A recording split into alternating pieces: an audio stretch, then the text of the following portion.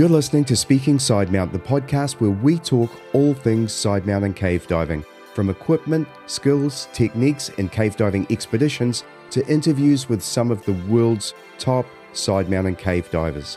Whether you're new to sidemount, been sidemount diving for years, or just want to know more, this is the place for all things sidemount. I'm your host, Steve Davis. Let's get wet. Hey, welcome back to Speaking Sidemount. I'm Steve Davis. Flying solo today, and I thought we would mix it up and try something new for the podcast. In this episode, we're going to analyze one of the most sobering wreck diving incidents in recent years, the 2021 double fatality inside the wreck of HMS Scylla, a former Royal Navy Leander-class frigate sunk in 2004 as an artificial reef off Plymouth in the UK. My reaction and analysis is of a video produced by Dom Robinson, the deep wreck diver, where Adam Dent, the sole survivor of the dive in question, recounts what happened. Before we begin, I want to acknowledge that two divers, Andrew Harmon and Mark Gallant, lost their lives that day. Adam, as the sole survivor, has been extremely brave in sharing his story, and I also want to acknowledge Dom Robinson, the deep wreck diver, for the excellent job that he's done in interviewing Adam. He was compassionate and drew out the story very well. The purpose of this discussion is not criticism, it's education for the diving community. And it's this that drove me to make this episode. When we consider what went wrong, of course, hindsight is 2020. There were multiple failings in the planning and the execution of this dive. Adam himself spoke of complacency and laying a line. In fact, most of the discussion revolved around they should have laid a line. But as we'll cover, laying a line is not a panacea for safe advanced wreck diving. And while it almost certainly would have changed the outcome of this particular dive, it's wrong to suggest that this was the only learning from this incident. And before we get into it, a quick thank you to the sponsor of this podcast, XDEEP. XDEEP have been longtime supporters of sidemount and technical diving. Their sidemount systems are used by wreck, cave, and exploration divers around the world.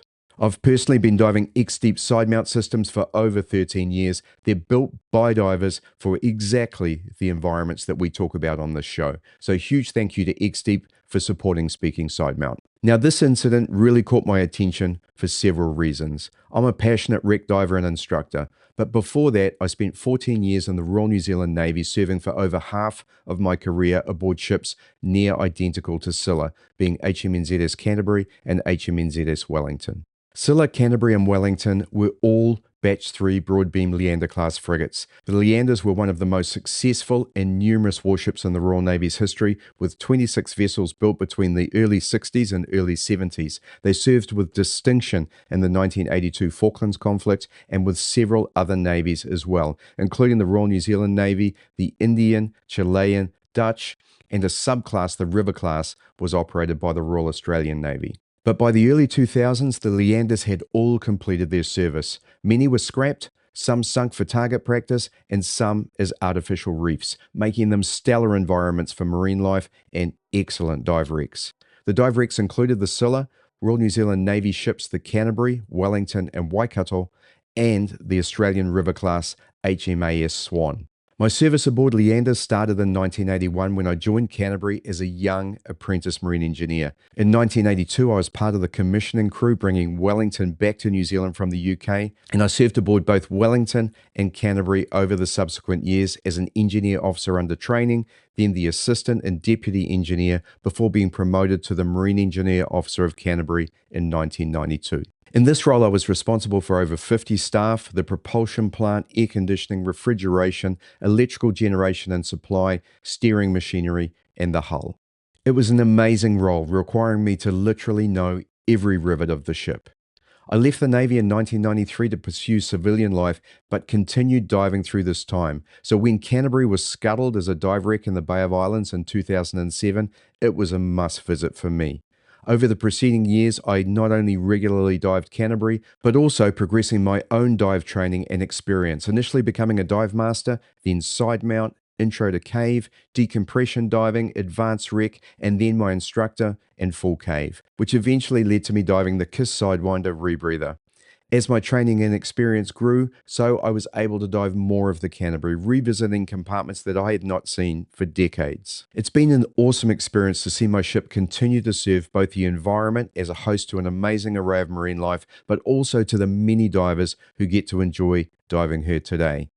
But one thing really bugged me. Whenever divers were referencing the ship, they almost invariably either didn't know what the compartments or parts of the ship structure were called, they definitely didn't understand what they were used for or how we served on board. With the dive operators, we had developed some routes through the ship, but these were not well understood, not documented, and I witnessed many occasions where divers were penetrating the ship beyond the levels of their training and experience, and also not carrying the correct equipment for the dives. This had to change, and I was really a one of one in terms of those who had served on board Canterbury, but also had the dive training and experience to do this. And so the book, The Canterbury Wreck, A Diver's Guide, was born.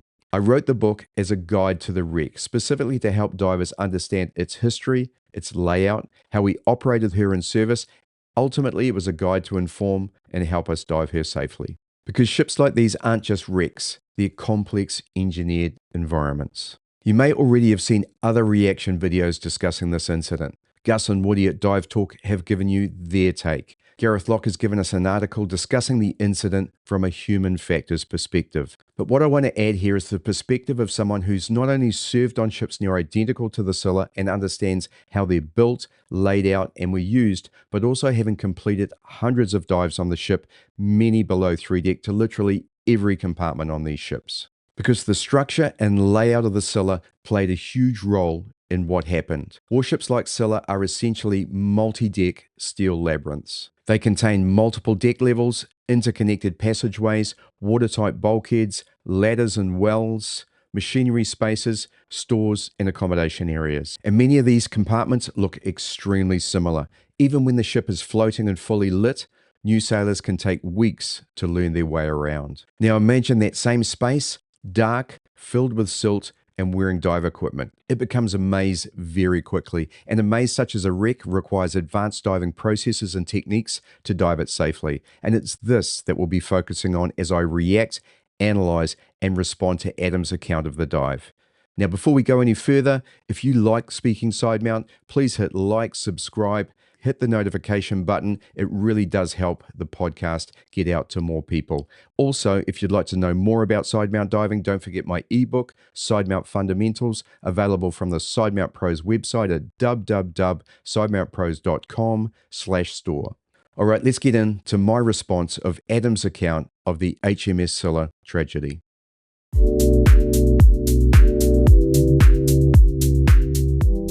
That was the point. I'd kind of accepted I was going to die. On the 3rd of September 2021, 3 experienced divers. Wow, pretty dramatic start there, isn't it? And I just want to call out a couple of things there. Obviously, this is going to get pretty bad for Adam, so we'll hear more about that in a moment. But Dom starts out by referring to 3 experienced divers, and I think we need to call that out straight away and ask ourselves what is meant by experienced in this particular incident. 3 experienced divers, 2 instructors, 1 dive master, open water instructors, probably wreck instructors. But are they advanced wreck trained? Are they cave trained? How much overhead diving training do they have before they've decided to go on this particular dive? And my suspicion is that they have none of that, that they're not advanced wreck trained and that they're not cave trained. And as a result of that, we're seeing a situation where, and we've seen it before, open water instructors have perished on many occasions inside caves, going to places that they shouldn't be. And we'll make the point on Scylla and on Canterbury and others of this type that 1 deck is the upper deck, 2 deck is your first penetration level, and 2 deck is extremely open. It's got lots of holes cut in it. It's a very benign dive, like a big swim through or a cabin dive. So you can go into those spaces relatively comfortably. And as we'll learn, that's what they did on many occasions. And it's kind of what built what we're going to hear about in terms of the complacency. Below 2 deck, 3 deck, 4 deck, there are some areas that would be termed 5 deck. They're very, very different dives to 2 deck. And I don't think enough awareness is made of this. And that's part of why I'm so keen to make this video, is to create awareness that if you go below 2 deck into 3, 4, and 5 decks, then these are genuine advanced wreck dives, and you must apply those principles to your dive. And we'll talk more about what they are as we go through the particular incident. But a really important point to make early on: experience is relative to the dives that you're doing. Experience at open water courses, I'm sure. Experience at diving the Scylla 2 deck and above, I'm sure. But 3 deck and below is a different thing. Let's carry on. Descended onto the wreck of HMS Scylla off the coast of Cornwall. They entered the wreck, penetrating deep into the engine room on deck 3. But inside the silty, confusing corridors of the artificial reef, something went wrong. Just a little pause here, just a note for pretty much the entire interview, is that a lot of the imagery that's being shown isn't representative of the spaces that they were in. This is not the engine room, nor any of the spaces in the after section where I think they were. This looks a little bit like the cable locker in the forward section of the ship. Again, hard to tell, but I'm pretty sure that's what that is. So again, they're just for imagery, not to show exactly where they were in the wreck. After 10 minutes, we kind of got an actual issue now, and we need to start figuring it out properly. 2 of those divers tragically never made it out. The 3rd diver, Adam Dent, managed to escape by the narrowest of margins. Forced to remove his equipment and squeeze through a tight gap as his air ran out. Today, for the first time, Adam sits down with me to break down exactly what happened in the dark, the decisions that saved his life, and the warning he wants every diver to hear. This is his story. That is a horrendous thing to happen to anybody, Adam, and I'm really grateful that you are here today to tell me and everybody else about, this. So I started off in an evening dive, and the 3 of us known each other quite a few years at this point. Planned to go do some penetration on the Scylla, nothing specific in terms of what we was going to do, just that we was going to go look around and go inside it. Mark and me were both in Sidemount. Andy was in twin set, and them 2 were in dry suits, and I was in a wetsuit. And you were the kind of... We'll just stop there for a moment. As you can probably gather, things have already started to go wrong on this dive, in that they've planned to go and do a wreck dive and do some penetration with no real determination about exactly what they're going to do, where they're going to go, how they're going to dive together. One positive thing is that they're all carrying redundant gas supplies in terms of twin sets and diving side mount, which is good. But not having a plan, again, is fine for 2 deck and above. If you're going to go below 2 deck to 3 deck, then you need to know where you're going, what your entry and exit points are, what your routes are going to be in the event, what your navigation techniques are going to be. Are you going to lay lines? Are you going to use strobes? Are you going to use a combination of those? Are you going to use the lines of the wreck at some point? And I'll talk more about that. It's really a key point. But understanding your entries, exits, having a plan, what's your gas plan, what's your teamwork plan, all of these things are important in terms of a wreck dive, an overhead environment dive for that matter. And that is not what happened at the beginning of this dive. So as I said, things have already began to go wrong. Kind of senior staff from the dive centre, really, weren't? Pretty much all instructors, Mark being a dive master, but we'd worked with it a fair bit, and we was all confident in each other's abilities. Like, I trusted them. I knew I could leave them to do their own thing and it not be a problem.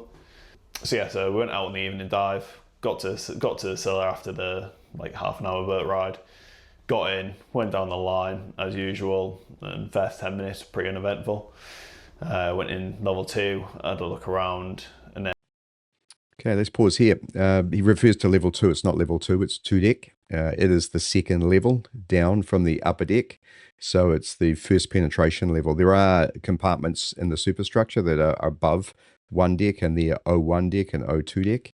2 deck's super interesting on these ships. I really love it. If you're watching the video now, just if you can see my cursor here, starting in the after section here, it's pretty awesome. This back section here is a well deck through here, and then there's a hawser real space. Also, the dive store was there.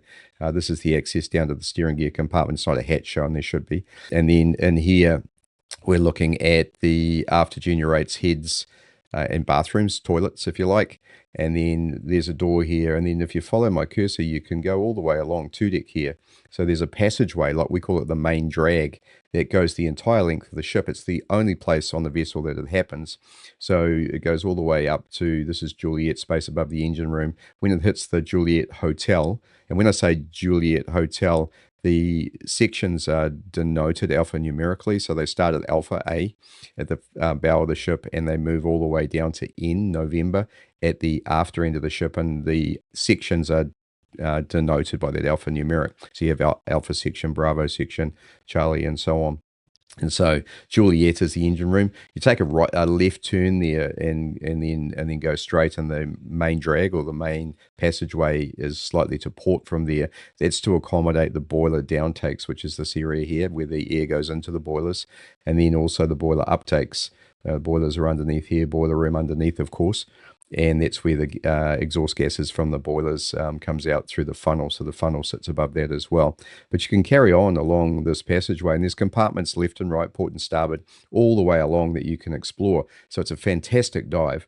The other thing to note is all of the holes in the sides on 2 deck. The P denotes port, the S starboard, and I think the numbers are, there must be some sort of legend for it, that so it tells you what compartments they are somewhere else in this particular document. But you can see this passageway goes all the way up to the bow, and in fact you can get to the cable locker and exit through. There's a paint shop there, there's a hole cut in Canterbury there where you can exit port and starboard.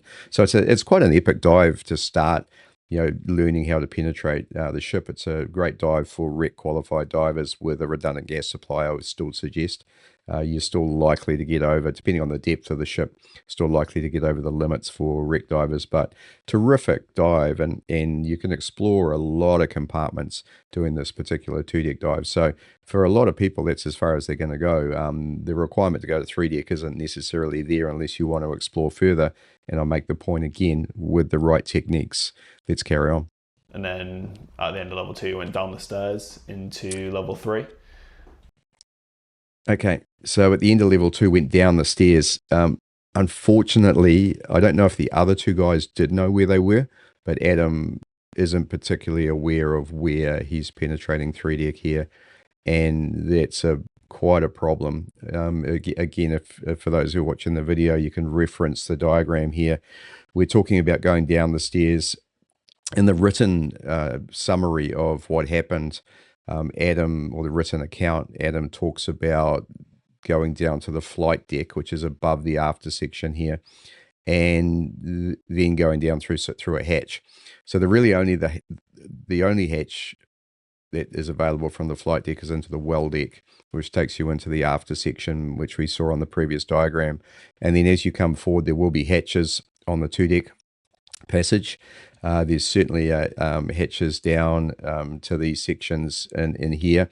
They do talk about getting into the engine room, so we'll talk about that a bit in a moment in terms of his description of what happened. But as we go through this, in my mind, I'm trying to figure out exactly where he is, or where they are. And I've got to be honest, it's incredibly difficult because they don't know. And part of this tragedy can be answered in exactly that. They don't know where they started, let alone where they're going. And so just bumbling around on 3 deck is not a good dive plan at all, especially when we see what does happen when it silts out and they don't know where they are, where they entered. So let's hear some more as Adam and the group move through the wreck. And after that, a few minutes looking around, then we went inside the bulkhead for inside level 3. So that's when we went inside I think it was the engine room it ended up being, but we didn't know that at the time. Yeah, some more comment on that. So I think Adam is saying the engine room because that's where the two fatalities were found. Doesn't seem to know where he is. If he did enter the engine room through a bulkhead, it would be from 3 kilo mess deck. There is a hatch from 2 deck down there so that sailors could go down to the mess deck. A mess deck is where your bunks are and where it's kind of your recreation space as well as your sleeping quarters. So that's a mess deck. And the 3 kilo mess deck was the stoker's mess deck. The engineers, the chefs were in there as well. So, and on Canterbury, there's definitely holes cut in that 3 kilo bulkhead. There's no doors there. There's actually holes cut so that you can go into the engine room from there. It's an easier access than going down through the hatches. It's a pretty epic dive, actually. I'll put some video up of it because I do it a lot and I love it. But they found themselves, I think they're in this 3 kilo spaces, which is a combination of mess decks and stores spaces on 3 deck.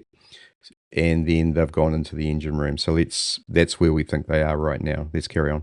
And so I went in there, Andy at the front, then Mark, then me. Went in, a few corners, basically got to a dead end, turned around, and then as I'm going the way that I think is the exit, wherever that be, it just wasn't there. Like, whether I'd taken a wrong turn or whatever down the line, it wasn't there. So that was a problem I was facing at that point.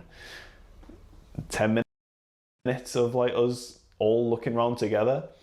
It's pretty uneventful. I was kind of a little bit in denial in terms of, it's not going to be a problem. We'll have a joke about it when we get back up on top. Like, tell the other people, like, just be like, oh, we did a really stupid thing, like. And that was pretty much it. But after 10 minutes, that was kind of when it dawned on me. I was like, okay, we've kind of got an actual issue now, and we need to actually like start figuring it out properly. All right, let's stop there. So after 10 minutes, they figured out they were lost, and then it sounds like they've spent another 10 minutes searching. It doesn't sound as if that search was with any great discipline in terms of how they were going to find an exit together as a team. Obviously in cave diving, those of you of cave divers will be aware of the lost line procedure, where once you're lost or you've lost the line, you immediately pull out your safety spool, tie off, and start searching for the line. Now, in this case, there is no line, and so that isn't necessarily going to help them find the exit except for one point, and that they're lost. And John Chatterton, and I'll talk about him a lot, he was my advanced wreck instructor, the shadow divers. You guys have probably heard of him, legendary wreck diver. And he talked about, if you're lost, don't get loster. And so the first thing is your point of lost is where you start to search from. And a disciplined search from that point of lost will give you the best chance of finding your way out.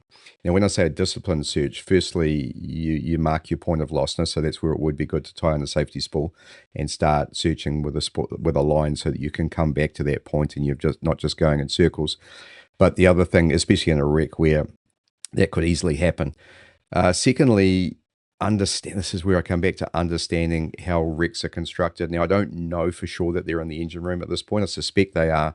What makes me somewhat hesitant to say that is that they don't talk about pipe work and they don't talk about the machinery.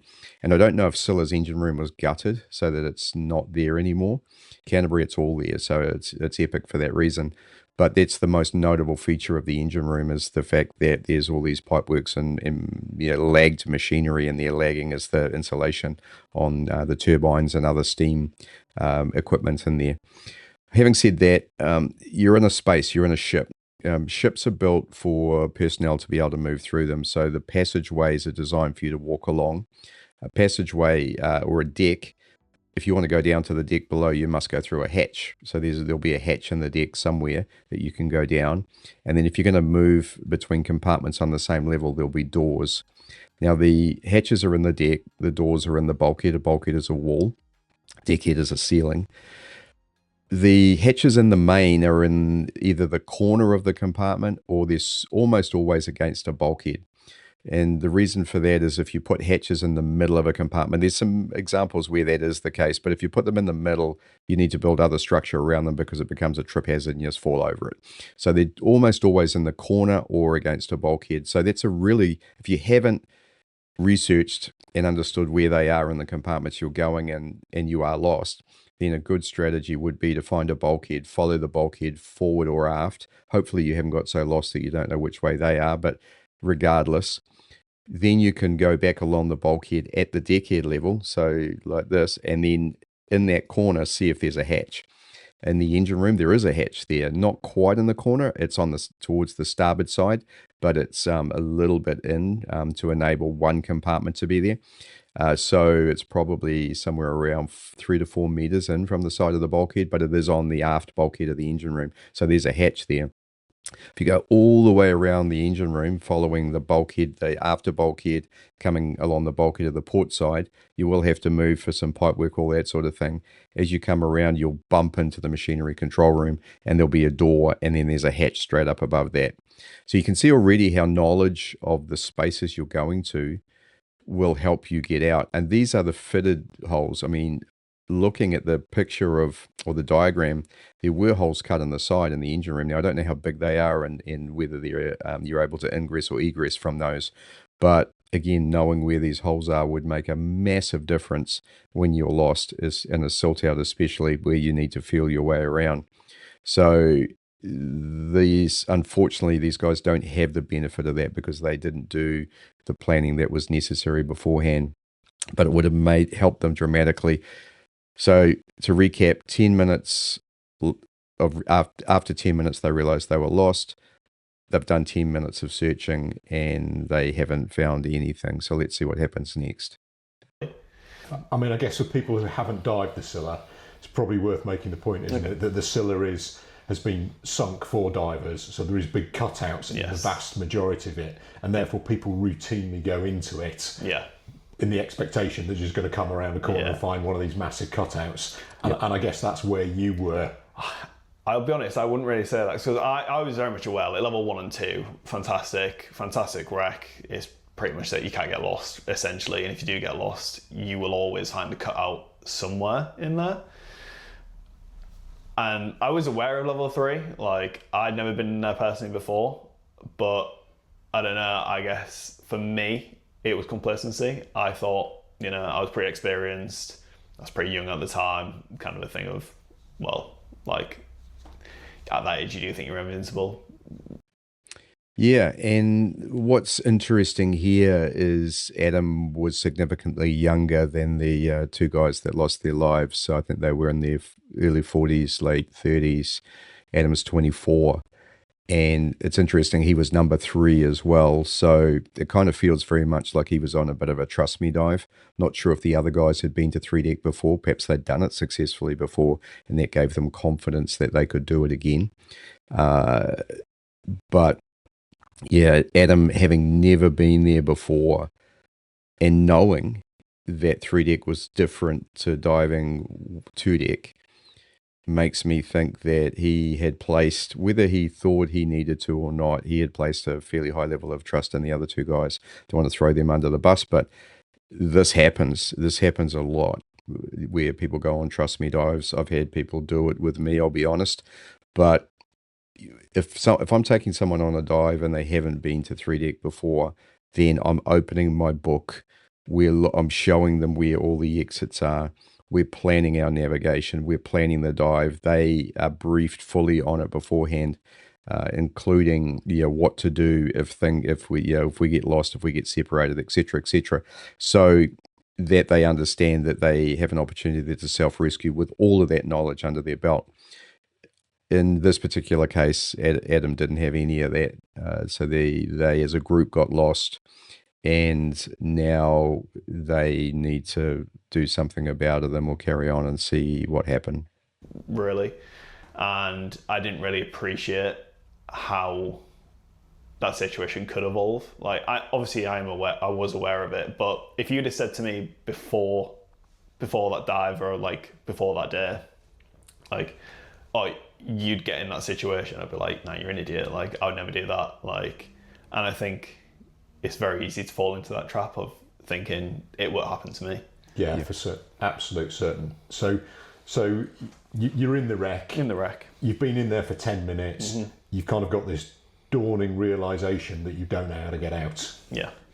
Probably look around for about 5 more minutes, came to a hole in the ceiling, literally head size, poked my head through, and I could see one of the big cutouts mentioned in level 2. Obviously, very demoralizing seeing an exit and not being able to actually get to it.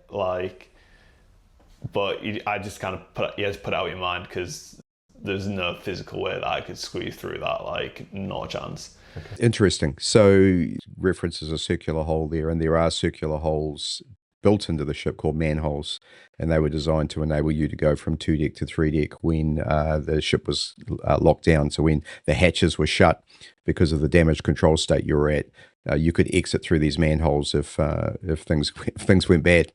And there was usually a rope ladder. But having said that, they were big enough that you could get through. You had to put sort of one arm through and then the other arm through. And as I said, climb up a rope ladder. There was a cover that went on them as well.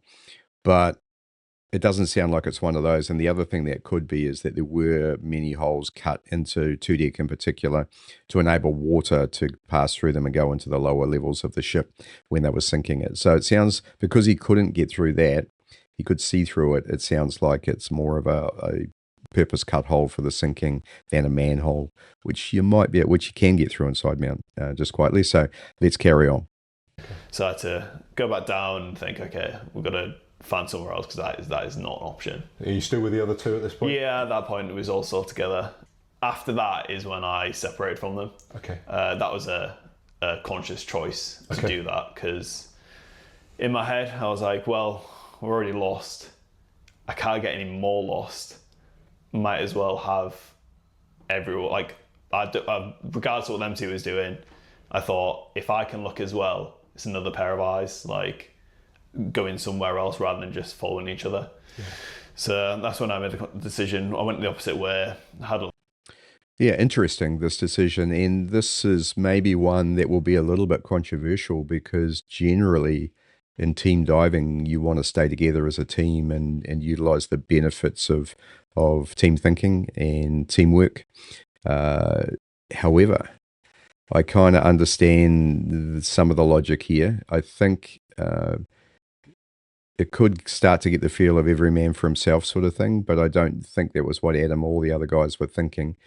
He'll explain a little bit more in a minute, but I can sort of understand inside a wreck, especially in a constrained space where you're there as a group and you're trying to find an exit, and you're bumping into each other and you're bumping into structure and you're creating more silt as a result of all 3 of you kind of constraining the space even further. So this separation, will each go and search whether it was consciously discussed as a team underwater. Probably not, but it doesn't sound like it. But it does sound like that was the thinking. Each of us will go and look. We can cover more territory that way. We can cover more of the space, and maybe one of us will find an exit, at which point they can come back and potentially help the others. So I think that's the thinking. There'll be many who say, hey, don't split up, stay together as a team. But I think I understand the logic, for given where they are at the time. They're in the shit, and there's a lot of pressure and task loading as well. So I can understand why why Adam made this decision. I had a look around, searching for quite a while, didn't really find anything new that I could use, but it made me feel better actively pursuing an exit rather than just kind of being I don't even know how you describe it. Passive, yeah. I was being the head of my own rescue rather than relying on anyone else. Yeah, I guess in control of your own destiny, such as it was. Yeah, absolutely. So probably another 10 minutes of looking around, doing that by myself. I came back across them. They clearly hadn't found an exit either, seeing as they were still in there with me. I did have a reel on me, so my thinking was that if I did find an exit, I could tie on and then go back in and try and find them if the situation allowed. Obviously that again didn't happen, but that was the thinking behind it. Yeah. So carried on. After I came across them, and I just carried on searching. They went their way, and that was the last time that I saw them. probably another 10 minutes after that. I'd love to tell you what happened in between the 10 minutes, but it's really hard. It just kind of merges into one. Like, it's just metal, metal, metal, metal. Yeah. And there's not really much in between. So it kind of... Yeah, I described this a bit in the opening. Even when you first join the ship as a new sailor, especially when you're young and perhaps your first ship, it's a labyrinth, man. And you walk around the ship and you are learning the ship for the first 2 weeks, even though these are relatively small, 113 meters long, just under 14 meters wide. So there's not a lot of space there, but you learn the two-deck passage pretty quick. That you can go the entire length of the ship, and then you learn which sections you go down to specific spaces, and it's one of the things they get you to do very early on while you're on the ship. But it can be very, very disorienting, even when it's not dark, silty, and in dive gear. And so imagine, what Adam is seeing right now when he, again, hasn't got the experience of going to these spaces before and hasn't really studied what might be there. Everything will look the same. And so it's only deep knowledge of the ship that will help you at this point in terms of recognizing some structure and being able to use that to navigate out. Let's carry on. It does blend a lot. There are like little bits that like stick out to me, but... So searching, and then I come across I don't know what we call them in ships. Just a trapdoor or trapdoor, kind of thing. Not a trapdoor. Trapdoors are on gallows. It's a hatch. So remember, a hatch goes down through a deck. So he's found a hatch, but it's in the deck. And I don't know 100% on Scylla, but on Canterbury there are. I'm trying to think if there's any. I'm going to say no, that there are no exits from the ship from foredeck. So if you go down to foredeck, there are some holes in the engine room and boiler room, which are kind of 4 or 5 deck. They're kind of circular holes where some of the water inlets were there. They've been made in holes and they're right in the sand. So you found a hatch in the deck, great. One thing I would check though, sometimes when there's a hatch down, right above it is a hatch up. And the reason for that is so that you can quickly go down to one deck and down to another. And if we get another diagram of the ship, or if I can put one up, I'll show that. So yeah, if you see a hatch down, look up. There could be one up straight above it. Let's see what he does. Went down into that, and that just led to I assume what was a old cargo room. Okay. that had been emptied when the Scylla was gutted out and stuff. So it's not a cargo room. Warships don't carry cargo. They do have stores spaces, so it'll be a storeroom probably. And again, when we get a diagram up, I'll give you some indications of where I think he is now. So yeah, going down, not necessarily helpful, but he's done it. So let's see what he does. It was just an empty room full of silt, but I knew no one else had been in there because it was completely undisturbed. So I was like, okay, I'm the first one in here. Looked around, because when you're going around the outside of the Scylla, there are cutouts on level 3. Not Okay, so here we go. Here's the diagram. I let that go a little bit far. I'm just wondering if I can drag it back very subtly. You see if I can do that. It's about the best we're going to get.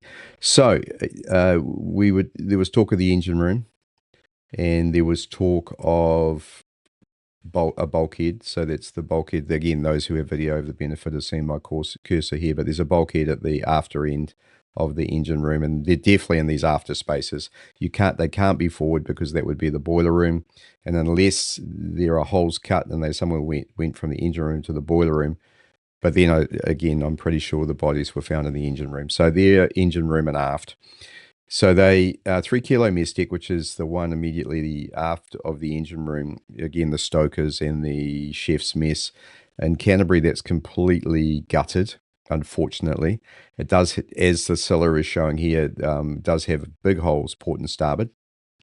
And again, if these holes are as big as they look on if they're to scale, there should be light coming through there. What is possible is if all of the bunks and the lockers are still in place in here, it is a bit of a labyrinth. There's a hatch in the middle-ish here, so it's slightly to starboard, which is where you enter the mess deck, which comes down, and then there's a whole row of lockers along here, and then there's all the bunks. There's bunks arranged here, there's bunks over here, a bunk space here. It's a little recreation area in the center, and then the chef's mess with bunks is on the other side. And it is a bit of a rabbit warren or a labyrinth there. So I can imagine if you're swimming around in there, those bunks could definitely, and lockers could definitely create some difficulties in terms of navigating around, especially if there's a silt out in there. You could go around for a while.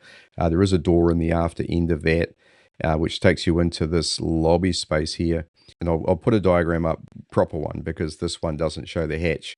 In terms of the hatches down, there's 2 hatches in 3 kilo mess deck at the forward bulkhead, a little bit inboard. And one, they go down to the plumber block spaces. There was machinery in there. They're relatively constrained. It's possible he went into one of those. They go nowhere. So that's possible. At the after end, after next to where the ladder came down from the hatch, again, right under the hatch, there's a hatch down to an aviation stores space, where all the stores for the helicopter were stored. And it's possible he went in there as well. I don't know if that hatch is open. Sometimes these hatches are closed, sometimes they're open. If it's open, then it's possible that he went down into the aviation store space. In the written account, he talks about a narrow corridor. There is a narrow corridor here in the 3 Lima space. And again, there's a hole cut in the side. It's the main stores office there. So it's possible, surely he would have seen light if he'd gone in there. But then just after that passageway is a hatch that goes down, and you can't quite see it on here, but down below there is the beer store and foredeck, and that also has a hole cut in it. So that's quite different. That makes me think he didn't go down to the beer store and that, and he was in fact in this aviation store space, which wouldn't have any holes cut because either side of that are fuel tanks.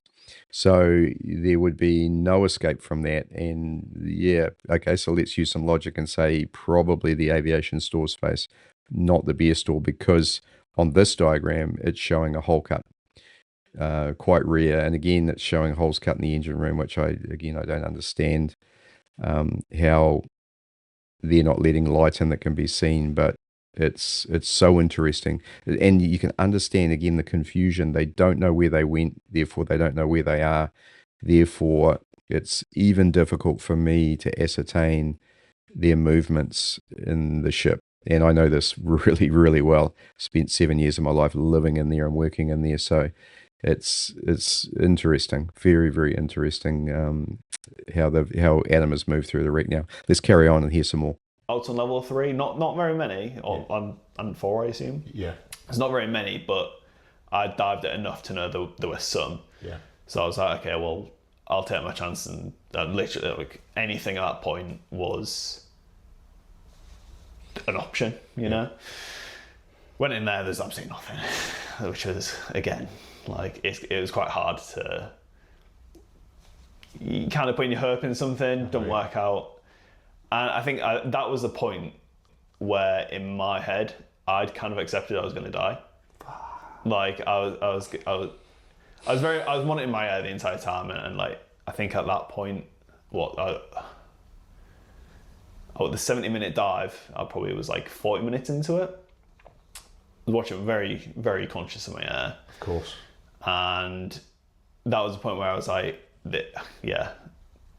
Jesus. I mean, that is an awful, to have that kind of realisation, And what were you, 20, 21? 24 at the time. Oh, you're 24 at the time, yeah. But I mean, still incredibly young, really.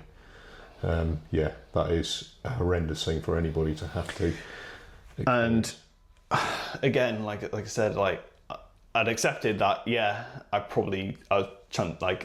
accepted like going through the stages. What was it? Yeah. Stages of grief. Like I was in denial, then acceptance. And although I accepted it, I still wanted to carry on. Like I thought to myself, I've got 2 options here. I can either sit somewhere nice and just run out of air, or I can carry on searching, and one of them options is going to at least give me a chance. Yeah. Regardless of how slim I felt it was at the time. I was like, when I do run out of air, when I run out of air, and it comes to that point in the dive, I'd rather go out knowing I'd tried everything. Like, yeah. I know exactly what you mean. You want to go out kicking and screaming rather than passively. And I get that. Yeah, I don't think Dom really means kicking and screaming, but he does mean doing everything you could possibly do. And I agree with that. There's, you hear of people writing notes and I love you to your family and sorry and so on. Not necessarily you hope they know that. What you need to do is do everything you possibly can until the last moment, until your last breath to get yourself out of there. Jill Heineth talks about when you get yourself in trouble, taking steps, little steps towards on your path to success or to recovery. And Adam is doing that, and he is conscious of his gas. We'll hear more about him trying to control that. But yeah, that's all you can do at this point is, and again, the difficulty under pressure and under stress is that you need to make intelligent decisions as to what you're going to do. And unfortunately, the guys have got themselves in here in a situation where they don't know anything about the layout of these levels, or if they do, they haven't been able to apply it to get them out, and it's extremely unfortunate because it's such a tragedy. And it's good to see Adam, and I think one of the reasons that he has survived is because of what he's doing at this point. Even though he doesn't have the benefit of knowing the ship, he's doing everything he possibly can. So let's carry on. Let's take a quick break for a word from our sponsor. There are places where the light fades and only the bold keep going. Where silence surrounds every breath and every moment matters. This is the world of underwater exploration, the last frontier. It's the world XDEEP was made for. From the ice-covered caves of Scandinavia through to the deep passages of Mexican cenotes to submerged tunnels beneath mountain fortresses, XDEEP gear is trusted wherever precision, durability, and focus decide the outcome. The XDEEP Exploration Support Program exists to back those who go beyond, those who explore to understand, who dive not just for depth, but to document, protect, and inspire. With advanced equipment and meaningful support, XDEEP empowers explorers, scientists, and committed divers who push the boundaries beneath the surface. Exploration begins with a question. Progress begins with action. Lead your path with XDEEP. Discover more at exploration.xdeep.eu. Huge thanks to XDEEP for their support of the show. Let's get back to this episode. When I was in that room as well, I hadn't landed into that room either because I was like, well, I'm already lost.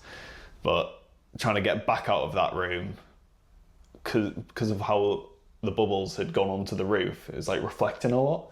So it actually made it quite hard to find that exit as well, which sucked. But after like a minute, I found it. Again, it will be in the corner or along a bulkhead. So follow a bulkhead around at deckhead level, and the hatch will be there somewhere. What's interesting with this is the decision to go down might have been a good one, depending on which space he was in. I wasn't aware there were holes cut in the side there in the beer store, so that's interesting. But again, how big is it? Is it going to be big enough for you to go through? And then we know that the hatch is up to 2 deck in the deckhead the way out, because that's and every space must either have a hatch or a door. If it has a hatch, it'll be on the bulkheads, probably in the corners. And if it doesn't have one of those, then a door on the after or forward bulkheads, a watertight door, will take you to a compartment that must have a hatch. It's just like using this logic of people needed to move through the ship. And as I said, it's quite easy to look down at the hatch and not realize there's one straight above you. So yeah, interesting. If it was the air store hatch, there is a hatch straight above you. And if it was the hatch down to the beer store, fairly certain, we'll have a look in a moment, that there's a hatch above that as well. So If there's not one there, there's one very close. So that's, again, a point to note when you're looking at these ships. Came out of that one, and at that point, it was like a full brownout within the actual compartment was in beforehand. I've got my umbilical in one hand, and I'm literally just touch feeling along. I can only see what my hand is touching with the torch. So the impact of you and the other people has just kicked up the vis so badly. It was so small in there, like no matter how careful he was, it was going to happen. Like, it wasn't to do with like bad technique or people being like... Let me call that one out for a moment. Bad technique, good technique.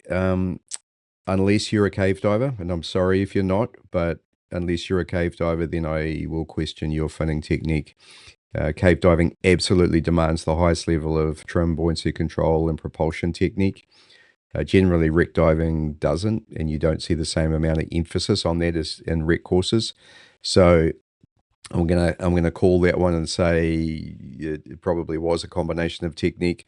Of course, you can get into spaces where there is no doubt that you'll silt it out no matter what happens, but I just wanted to take that opportunity to make that point of one of the benefits of cave training is that it demands the highest levels of fin technique, propulsion, buoyancy control, as I said, and that translates really well to wreck diving. So a cave diver who transitions to wreck diving, you can't just go one-to-one. There's things you have to learn, as we're talking about. However, that skill set will be awesome for wreck diving. A wreck diver in a cave might not be the same. And so we just need to acknowledge that. By the way, we're looking at a hatch here. I'm looking at it, fairly certain that's the after engine room hatch. The reason I say that might not be. The reason I'm saying that is the way the ladder goes completely vertical. Probably not the only space that does that. I'm trying to think of another one, but that's an example of exactly what I was talking about before with the hatch being in the corner of the compartment. You can see it's next to a door there. It does very much look like the after engine room hatch.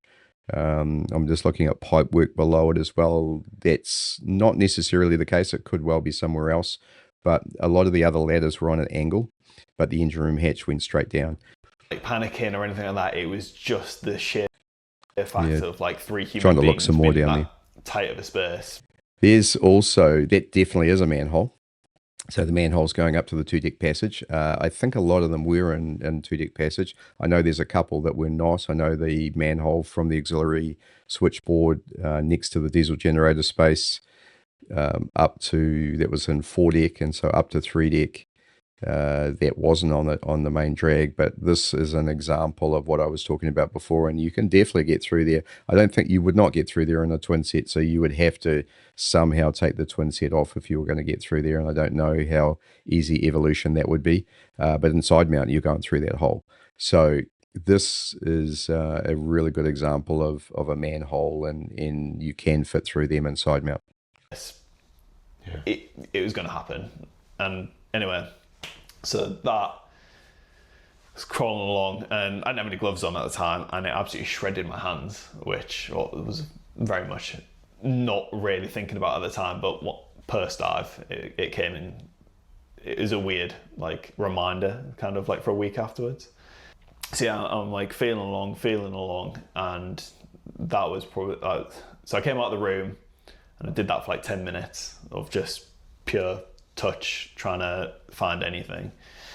I was again looking at my hair, watching it go down and down and down. At this point, I had probably like 20 bar on each cylinder, and I was constantly trying to fight my body with the adrenaline because your body wants to breathe quickly. My heart, like trying to keep my like. It was like there was a battle between my brain and my body because I was so aware of it, but obviously the physiological reaction was going to happen regardless. So I was just trying to stay so mindful of it, because the minute with task loading, I concentrated on anything for a split second. When as soon as I went back to concentrating on my breathing, I'd be like, and then you have to catch yourself. Really, really slow deep breath in, ultra slow deep breath out, and that, it was hard. It was hard to like keep your composure. But like, I was so aware that like, if I didn't keep my composure, that's when I would die. Like, because time was buying me the ability to look more.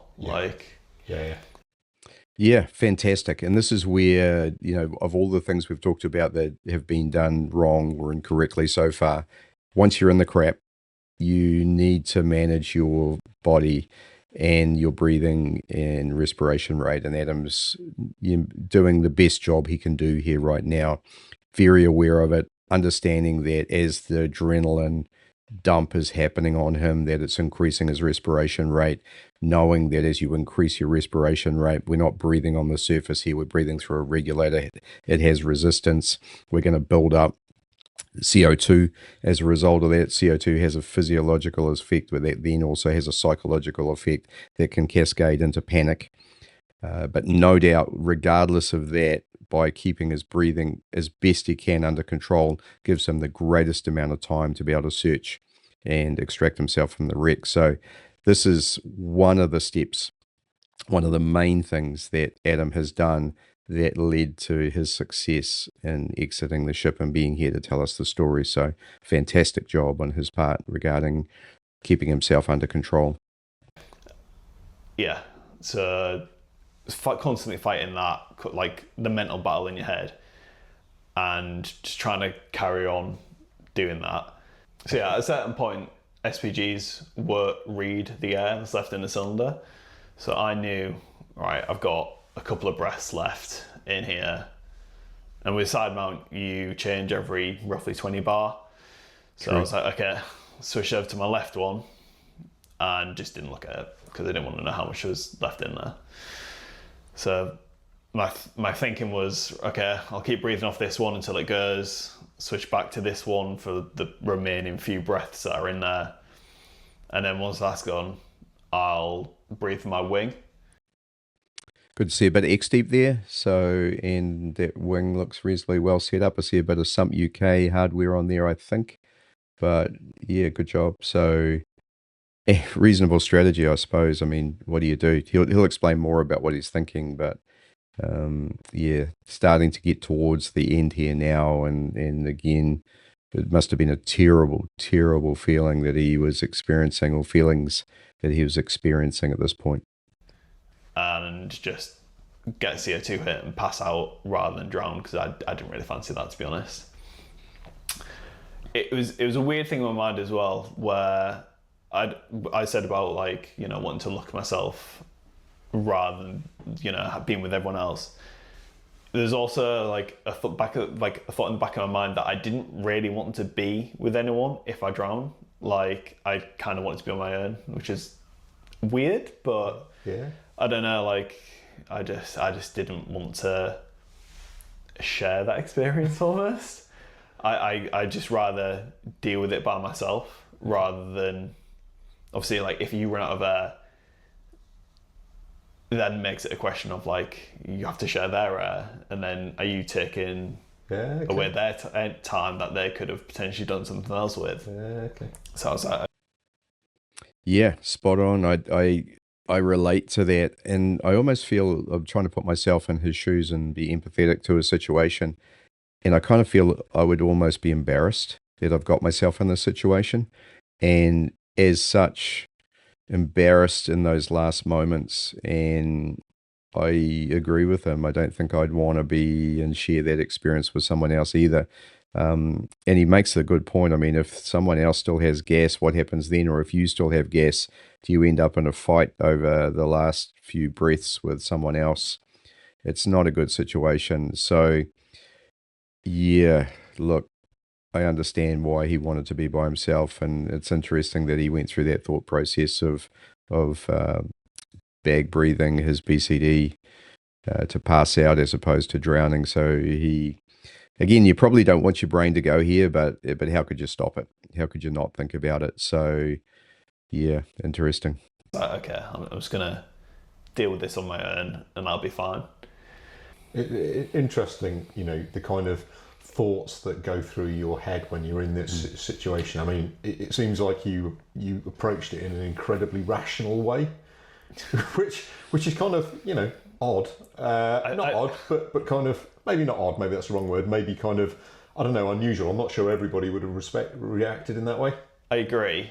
I think I'll talk about it afterwards, but like one of my friends like said like, you did everything for you, correct? Because you're still here. Like if I hadn't have thought rationally about it, then we probably wouldn't be having this conversation. For certain. Yeah, a lot go through your head when you've got 40 minutes by yourself underwater in a wreck. Yeah. So I'd switched over to the other one and was like carrying on. And so did you have a particular strategy at this point? Were you just continuing to feel against the wall? Yeah, pretty much. If I was feeling against the wall, I remember I was on the left-hand side of the wall heading down, and I don't really know where I was inside. I was just like, I'm just going to keep feeling until I find maybe like somewhere. Like I didn't have a particular plan to what I was looking for, just looking for anything. Yeah. Okay, so I've alluded to this a few times now. So a plan would be to follow the bulkhead for sure, but not to make sure that you're up near the deckhead. You know already that there's tons of holes cut out on 2 deck, so you know the way out of the ship is 2 deck. There isn't any side doors. There might be openings in 3 deck, and you could be hopeful that you're going to find those, but you've got much more chance of escaping from 2 deck than 3 deck. So your best strategy is to get to 2 deck. And then the question is, how am I going to do that? Where are the hatches going to be? I've already talked about them being against a bulkhead. I've already talked about them being in corners. So if you follow a bulkhead along, these compartments aren't massive. So there's space. There's not too far to go before you're going to go from one bulkhead to the next bulkhead. So if you follow that around and then at the deckhead, you'll almost always find a hatch. If you went completely around and circumnavigated a particular compartment and didn't find anything, then you'll find in one of the transverse bulkheads, there'll be a door. And there might be a door in one of the fore and aft bulkheads as well. So then you find a door and you repeat the same process of going around, because somewhere there must be a hatch. It's just, there's no way there can't be. And so while this is a strategy to find your way out, knowing the lines of the wreck. Again, yeah, a better strategy would be, again, if I sort of liken it to you entered the wreck, you knew where you were, you started your way around knowing that you're going forward or aft. It's going to make your life a lot easier knowing which compartments are in the space and starting to recognize maybe when you hit something. And so that would make your life so much easier. And again, it comes back to doing your homework, planning your dive, and we'll talk about progressive penetration a bit in a minute when we talk about how this should have been done. And at that point, all the silt around me is like just refracting, so it just looks like a whole lot of brown around me, apart from what I can see in my hand. But for whatever reason, I noticed like a essentially a black blob above me. Okay. So I looked up and I was like, "What's that?" So I shone my torch, and where essentially what it was like a manhole cover sized hull that had been cut out, but with 2 bars put across it. Okay. And I think that was either to deter people going in, or it was like an access point used for gutting out the Scylla, and then that was welded up and been like, okay, that's just there. It was just something. I don't think it was part of the original ship. Okay. And I looked at it and I was like, that's weird. So I went up to it, put my head through, and then there was an extremely similar cutout of level 2 that I'd seen earlier. Whether it's the same one or not, I have absolutely no idea. But they all look exactly the same regardless. Yeah. And with it being at the point it was, I was like, well, I've literally got nothing left to lose. So I unclipped my cylinders, push both of them up, and then just started climbing through it as best I could. I mean, you're quite, you don't mind me saying, you're quite a well-built lad. And I've seen similar things on the Scylla, and they're not particularly wide. Yeah. So I can only imagine what it was like trying to get through. Yeah, it was. as I was going through as well, I'd forgot to take, like, just obviously stress a bit, like, clearly, but like I still had my necklace on. Okay. The necklace of the regulator, so that my other regulator was still around my neck, and I'd forgotten to take it off to obviously get a smaller profile.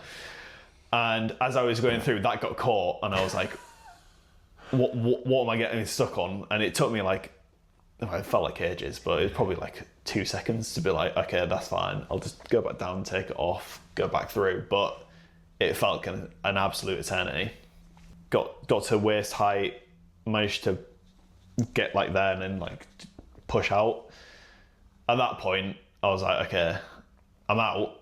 I still need to get to the surface because I do not have any clue how long I've got left here. So I as quick as I could, didn't bother restrapping them to me. The only thing I did was plug the inflation cylinder into my wing.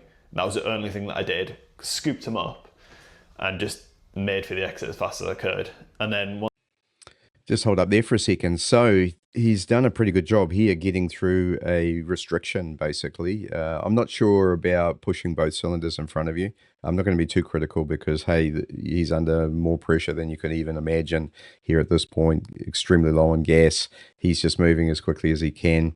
Generally, what I would do is push one in front of me and then have the other one with me.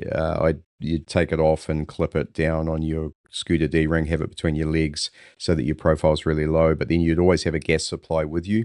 So one would be out in the other space, one would be with you. You'd probably breathe the one that's with you as well, but he doesn't have much option there, does he? Because he's pretty much consumed one cylinder, so he's on his last one. I'm not being too critical here. One point I will make, this is speaking side mount configuration has effectively been one of the major factors in saving him here. And there's a lot of bullshit spoken about side mount not being a good configuration for wreck diving, and that's an absolute joke. In terms of any constrained space, particularly penetration wreck diving, side mount is a fantastic configuration, and in fact it is the best configuration for penetration diving. I've heard people say, well, how do you go through a door when you're wider than the door? Well, you turn on your side, and I'll put a video up here of that being done extremely easily. Remember, in side mount, you're balanced in every orientation, so there's no issue swimming on your side to go through a door. There's no issue, and again, you've got the opportunity if you need to. I'm not a big fan of cylinder off penetration diving, mainly because in wrecks the chance of collapse can be pretty high. So I tend to not do that myself, but in the event that you needed to go through a restriction to exit a ship in this manner, then side mount is the way to go, and it has been a major factor in saving Adam here. And so, well done him for getting himself through that small space as well. Obviously, desperation would have played a part, but at the same time, he's used side mount the way it should be used and has done a fabulous job there. So he deserves a lot of credit, both for diving side mount in the first place, but also for being able to pass through that restricted hole and get himself out of the wreck. And once I got clear enough from the wreck, just fully inflated. I was like, you could, like, one of my old instructors who was teaching me like my open water and stuff, she always said, you can fix bent, you can't fix dead. So I was like, at that point, I've been at 20 meters constantly flat for 73 minutes. And I was like, I don't care about getting a bend, like way better chance. So fully inflated, shot up, just trying to make sure I'm breathing out as much as possible, like while I'm going up, like breathing out, like the smallest little breath in, breathing out.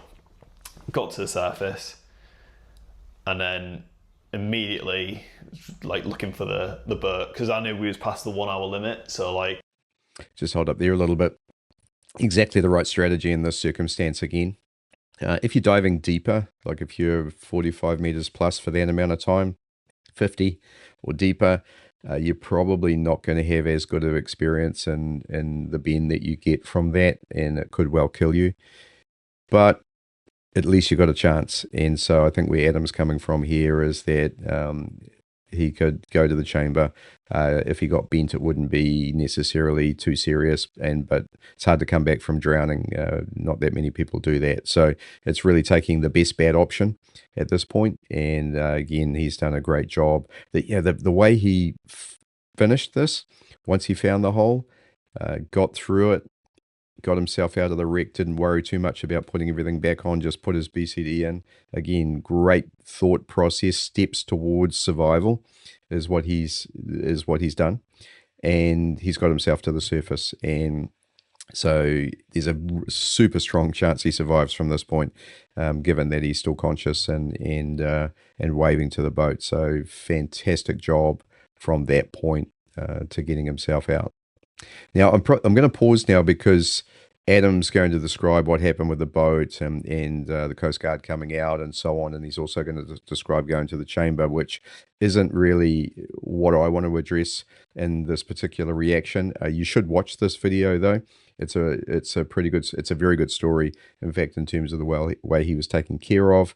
He also talks about his friends and how they got around him and supported him, which I think is fantastic. But what I really want to talk about is coming back to the last part here, which is his reflections on diving. And so here it is here, and see if we can start to gather from Adam what sort of lessons that have been derived from going through this experience. So let's go there.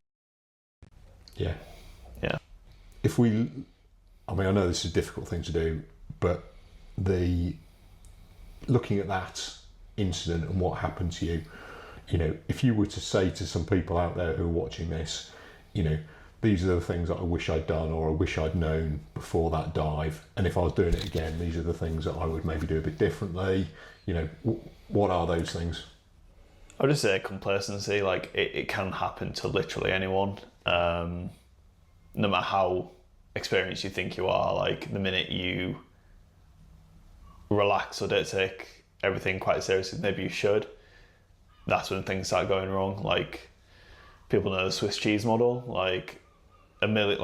just because on the last dive you did something stupid and nothing bad happened doesn't mean the next dive or 10 dives or 100 dives after that you do a similar thing and all the holes lined up and then something happens. I'd also say just keeping fit is a genuine thing for divers that I think is quite underemphasized. Okay. The only reason I could have a good amount of air consumption was because I kept myself fit. If I was any less fit than I was, then I don't think that would have played into how things turned out. And just staying calm when shit does hit the fan. It really is important, and it can be inside. You progress to your level of training. You never rise to the event. Yeah. Okay. So yeah, that's a really interesting point. I think nothing is ever improved really by panicking, No. is it? So and I think listening to your story, something that comes away from me is you seem to have been, even though you were in this horrendous situation, you seem to have continued to act rationally, and you were making decisions that were going to try and help you. And obviously it worked out really well for you. And we don't know what the other guys were doing, but it does seem that is something that's helped you. I mean, the big thing that people will obviously focus on in this incident is, do you think you should have lined in and lined out? Yeah, absolutely. But it's so easy to say that now. Oh, for certain. I mean, I've been inside the Scylla. I've not been in that deck, but I have been in other bits of the Scylla, and there are parts where you can line out, and there's parts where you need to. There's parts where you don't need to. So easy to go. I mean, I said to myself afterwards, and I was thinking about it after it happened. I was like, why didn't I? Yeah. And that's always something I play in my mind. If I'd done that, it probably wouldn't have happened. Yeah. But there's a million one things that I could say. If I did this, if I did that, and I've tried to accept the situation for what it was. Post incident, I had quite a lot of survivor's guilt, I would say. Okay. It was quite hard to deal with. I'd say that for a week I really beat myself up for it. Okay. It was pretty hard. Okay. I'm going to wrap up here in terms of listening to the video, and I think it's a really good time to start talking through what should have happened and where the gaps were. Adam described a couple of things that were relevant. He talked about complacency, and I think complacency no doubt contributed to them going down to three deck with no plan and no teamwork and no understanding of where they went. That was definitely driven by previous successes diving the Scylla on two deck in particular. Maybe the other two guys had some successes diving three deck and had been, as Adam said, had been getting away with it. And on this particular days, the holes in the Swiss cheese did line up. We'll come back to that in a moment. He talked about his fitness, and I'm a strong believer in fitness and diving. I practice it myself. I do hybrid type training. I do a lot of endurance training, strength training. I compete at high rocks. Not particularly well at the moment, I might add, but I'm an age group competitor and I give it everything I've got. And certainly I would be regarded as super fit. And it does make a difference for your diving, particularly if you get yourself in trouble. So he's making super valid points there. What he's missing is, what are the holes in the Swiss cheese? What were the holes that lined up on that particular day that caused this tragedy? And I think we take it right back to the beginning of the dive when I said, hey, this is where things started to go wrong. Lack of planning for this particular dive was a major contributor to what happened. And by planning, I mean doing some research, whether it's the few hours before, a few days before, a few months before, whatever it is, and researching the ship and looking at a diagram of the ship and understanding the compartments and the layout, understanding where the doors and hatches are, understanding the shapes of them, understanding where all the cutouts are, so that when you plan your penetration dive, you can then plan to say, we're going to enter the ship here, we're going to go to this particular compartment, that's our goal. We're going to use these navigation techniques, be it lines, be it strobes, be it a combination of those. Sometimes you might use lines of the wreck instead of, controversially, or as well as. But the bottom line is you're going to have a navigation plan such that you know how you get back from your furthest point to your point of exit. And that's so important. The other thing that you could apply when you're planning is to decide that you're going to do progressive penetration. This is a thing in cave diving, and this is absolutely a thing in wreck diving, where you say, my goal is to learn this part of the ship. We're going to progressively penetrate from this point and learn our way into the ship. In cave diving, we talk a lot about back referencing, learning the cave, looking at the features of the cave, back referencing so you can recognize what it's going to look like when you come out. Wrecks, you can certainly do that as well, but as I've said all the way through this reaction, you can use the lines of the wreck, you can use the bulkheads, you can be looking around a space as you enter it and go, there's the hatch I was expecting to be there, there's the door I was expecting, look what I've discovered, there's some machinery there, that's interesting, that's there, I'll remember that on the way back out, it's on my right hand side on the way in, it's going to be on my left on the way out. All of these sort of things will help you. So this progressive penetration enables you to have a plan your entry point, plan your dive, and go a certain distance in and then come back out, right, safely. Then on your next dive, you say, hey, we want to take it a bit further. We want to go a little bit further down here, or we want to go to that same space in a different way. And so you learn a different route in there. And then you start to do what I call own the ship.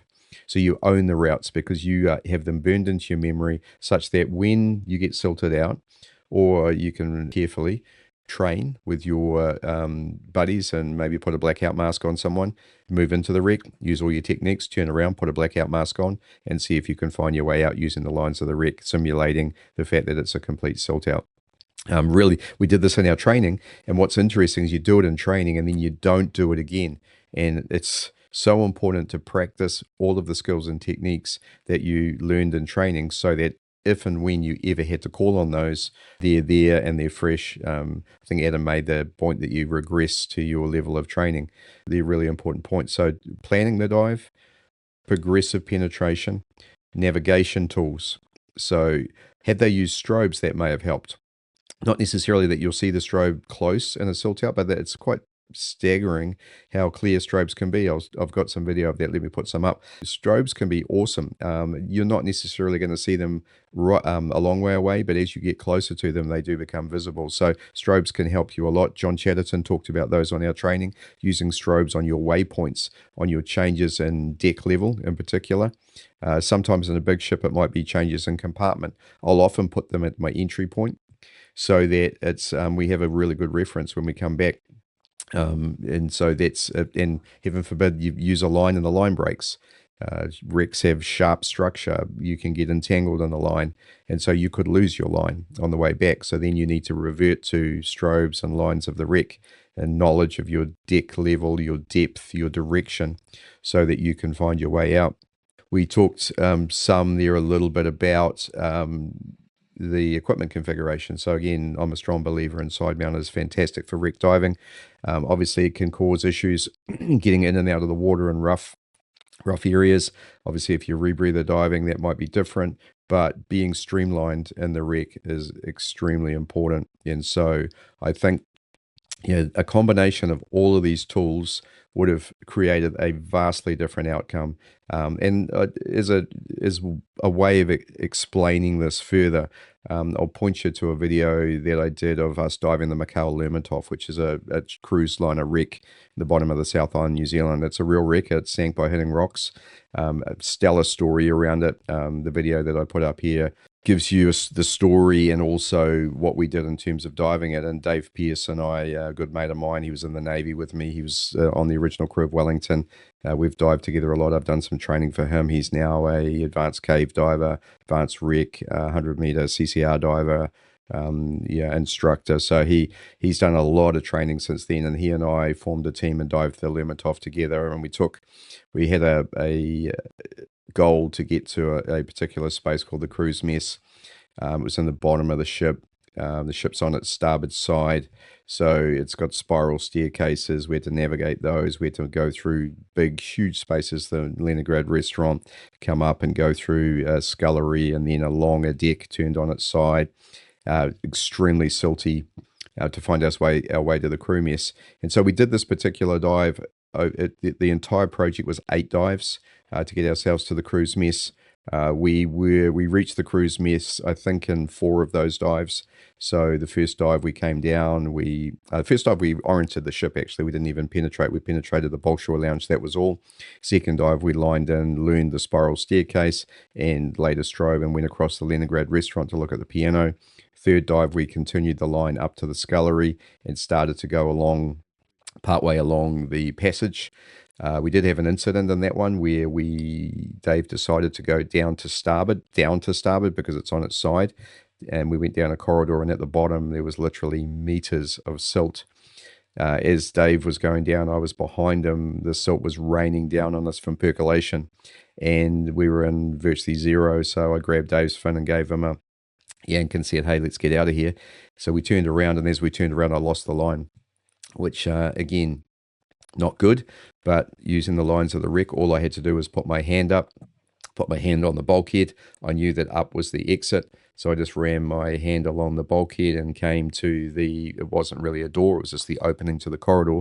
And again, everything clears up as you come out of the silt, so I got visibility back, and then I found our line. So it's an example of what can happen, with next to zero stress. When that happened, I was able to get myself back from losing the line. So no point doing a lost line procedure there, because I could use the lines of the wreck to take me in exactly the same direction that the line would be going. We then proceeded further along. We laid more line, and we got ourselves to the crew mess. We came out again, and then we decided we wanted to do a photography dive. So Dave came in and took photographs. I was safety diver for that. And then we switched roles, and I came in and took some video. And again, I'll show you little snippets of this up here now.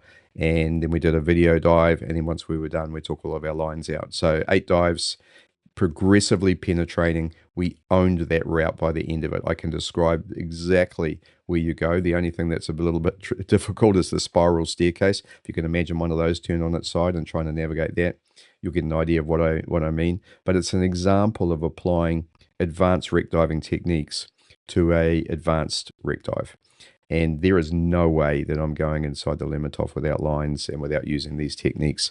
Canterbury, because it was my home, I lived there for 7 years. There isn't really, if you give me a bit of time and a space and this amount of visibility, I can see something that I'll recognize. So it's difficult for me to be somewhere that I don't know. But certainly if I'm taking people in there, especially we have packhorse crayfish that come at this time of the year, and especially in the boiler room. I showed you some imagery of that earlier where they silt the whole space out. And certainly if I'm taking someone, guiding someone into the boiler room, will lay line, not exactly for my benefit, but more for their benefit. Should we become separated, or if they want to turn around and exit, then they can turn around on the line. And again, I think I haven't put a strobe in that particular space yet, but it's a really good opportunity to use a strobe again as well as a second. So I hope that's helped. I just want to close a little bit in talking about Adam and the guys who lost their lives. You know, they didn't do this on purpose. They didn't go into this on that day, particularly thinking this was going to happen. I've got a lot of respect for Adam for the bravery that he's shown and sharing.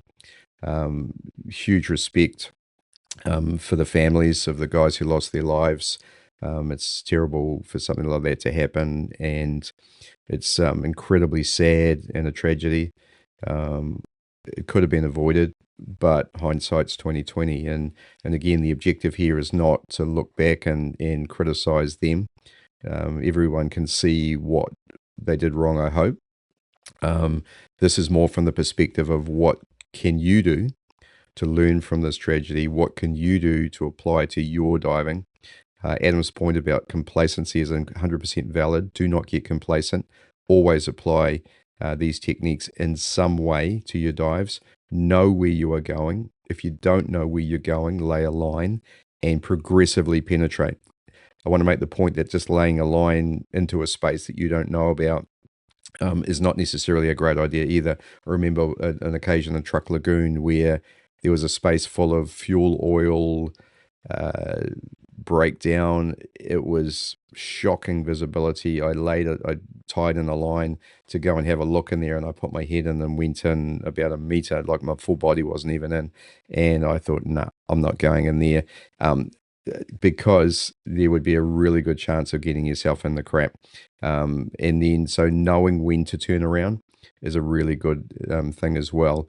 Do not go into a place that you have not been before without applying some of these techniques. So I hope that helps. I hope you enjoyed this. It's a different format for us.